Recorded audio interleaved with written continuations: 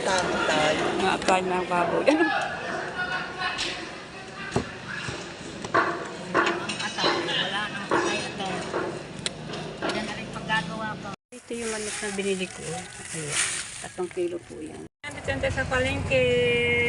Ayan. At tayo po ay bibigyan tayo ng ano. Kahit pa ng ilang kilo. Kung nakakabad ka, let's go. Hello mga kabalita vlog. Good morning po sa inyo lahat. Ngayon po naging araw na po. Ayan, alas 4 na pasada na po. Ayan. Kamusta na po mga kabalita? Ako nga pala si Kabalita Vlog Official. Samahan niyo pa naman ako kahit madilim. Ayan. Alas 4 na po na pasado. Ayun bakit? Kaya na kasi akong bibili sa palengke. Samahan niyo pa naman ako sa palengke. Ano bakit? Bibili pa ako kahit na pagpamili lang naman, pang-ulam po namin. Kasi ngayon po ay, araw ngayon ay, araw ngayon, Thursday, Martes pa ngayon. Ayan, madaling pa ho, kakatulong po ngayon, madaling pa ngayon. Dito pa lang ako sa Bukana, sa Tanong Palengke. Yan, sa mga kabalita. Sa pagkabayan ng palengke. Good morning sa inyo lahat. Good morning. Good morning, madam. Good morning, madam. Ano? Dito pa kay madam eh. Ayan. Iba na mayaman. Oh, mayaman daw. Ito talaga. Ayan. So, mga kabalita, let's go sa tayo sa ating e-bike. Hanggang po. Gatarin mo natin e-bike kasi para tayo ay makalibre ng pamasahe. Nandito tayo sa ating e-bike. Ayan, samahan niyo pa naman ako mga kabalita. Bili tayo ng ating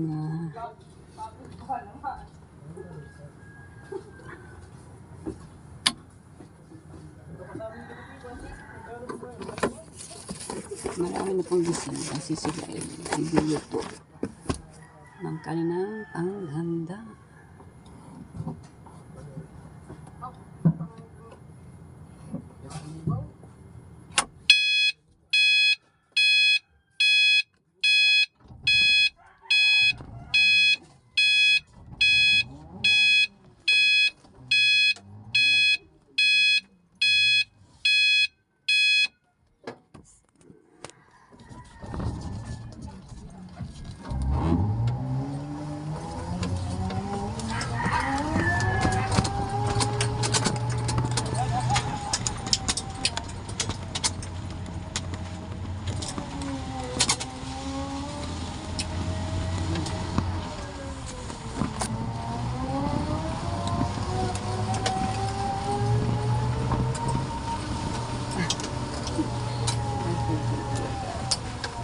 Oh, magbangga ka na.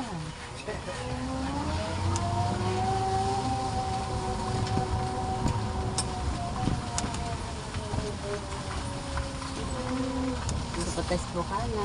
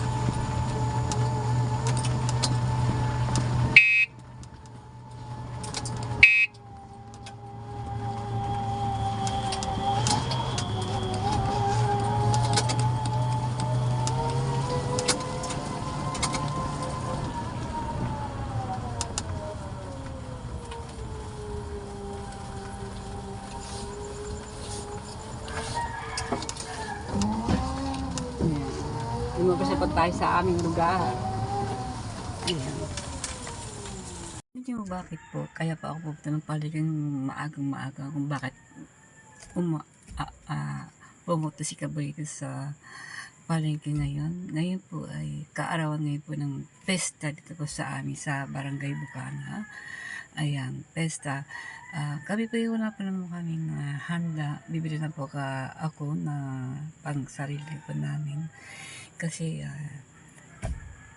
siyempre wala pa tayong gasinong budget kaya hindi po pwede mag-handa kasi wala tayong gasinong budget. Meron man akong pera niyan, kaya lang po ay pera po sa tindahan ng aking pupuhan na aking pinapaikot sa tindahan. Hindi po natin pwedeng galawin po naman ang ating pera sa tindahan. Occasion po, ngayon araw na ngayon, May 12, pista dito sa aming lugar na Bukana. So, bibili na po ako na ilang kilo, siguro mga 5 kilo lang po na pata para po lang uulam po namin sa tanghalian.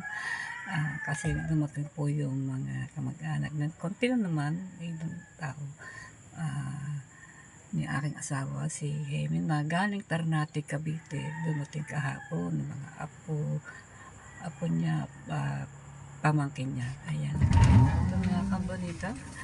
Samahan niyo po naman ako. Ayan. Ayan, dadaan mo tayo sa simbahan. Ito po dito madami po dito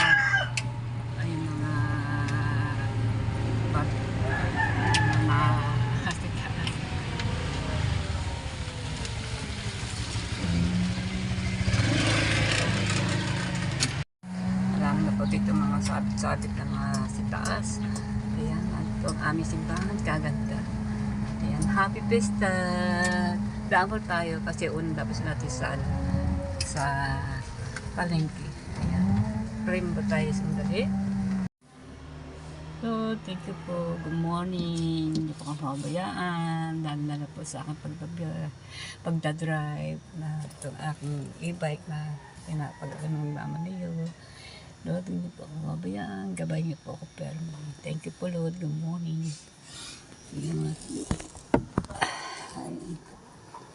Ayusin ko po na aking punta kasi hindi po naka-ikong.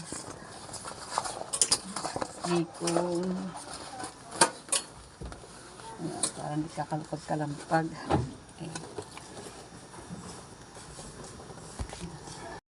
Let's go. Good morning.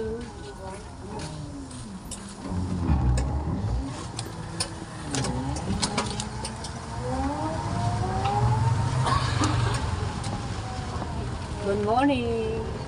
Happy Fiesta.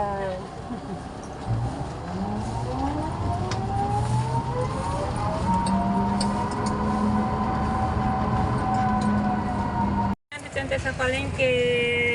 Ayan, akala po ay bibigyan tayo ng kahit pa ng ilang kilo. Kung nakakabad ka, let's go. Tayo sa public nasa buong market.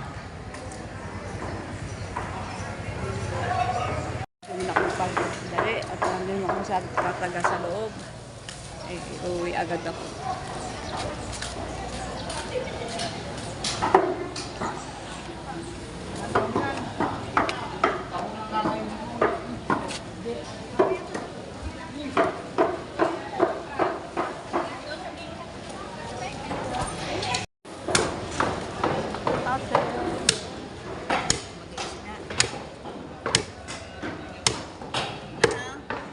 Pwede pata.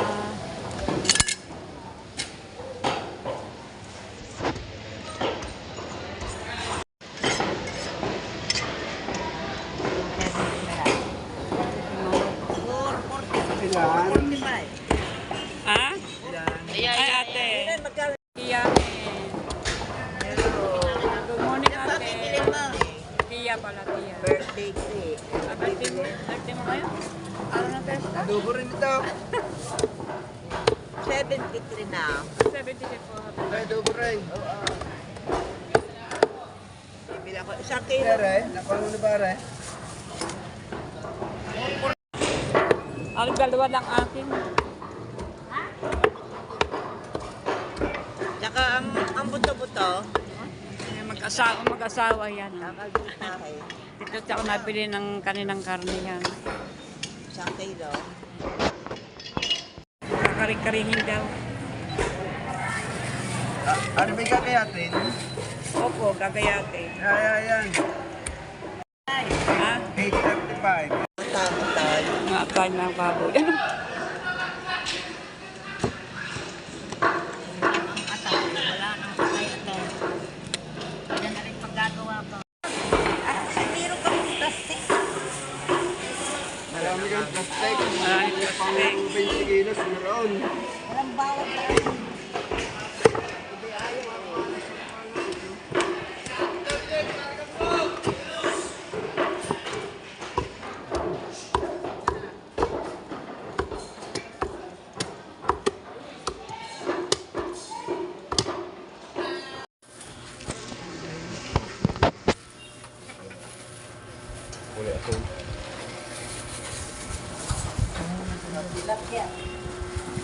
Hare, wala dito. Masyado. Hare, kasama mo?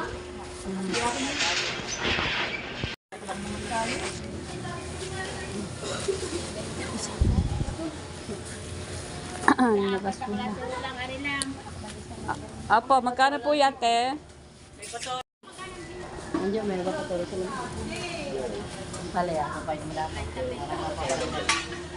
Doon ako mamili.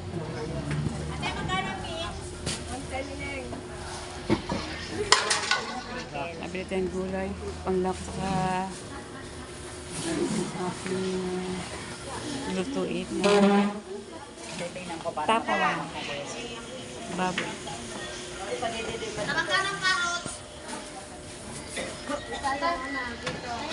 Dito tayo sa palengke. Sa palengke. Sa ating e-bike. Yung aking pagkahilan. Let's go.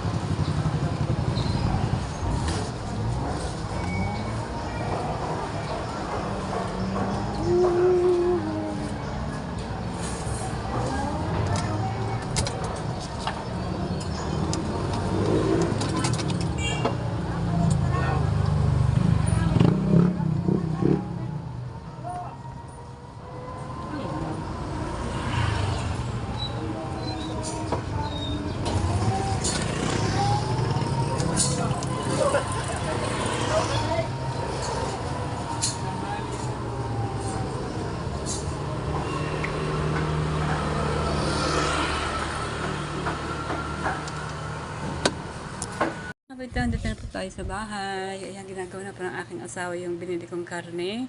Bagamat kung tinamaan talaga binili kong ulam. Ayan, at may namatay na kasing bisita ang aking asawa. Galing natin Cavite, yung pong kanyang mga apo. Kanyang apo at saka mga pamangkin niya. Ayan. Kasi meron po siyang anak sa una, 3. Kaya may mga apo-apo na siya doon. Ayan. Ang kaya alis, tato ako, bibili po ako ng mga ating ilang box na kahon na alak kasi mabili po yun. At bibili na talaga akong uling kasi wala nang uling. So yung mga kabanita, ayan, ginagawa na po akong asawa yung karne. Yan. Bumili din ako ng manok kung ilang kilo. 3 kilo lang yun.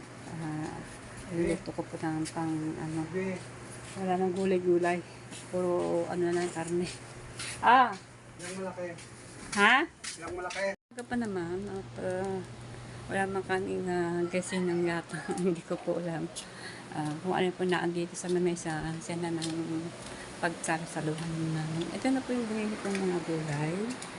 Binili po kong pusong saging. So, po na yung binili kong pata ay yung baboy. Gagawin kong kare-kare na aking asawa. Isang puso. At mayroon tayong sitaw, pichay, at repolyo. Ayan. At bumili na po ako ng 3 ganito ng alamang. Kasi ito ang pampalasa ng alamang. Ang alamang pampalasa sa kari-kari.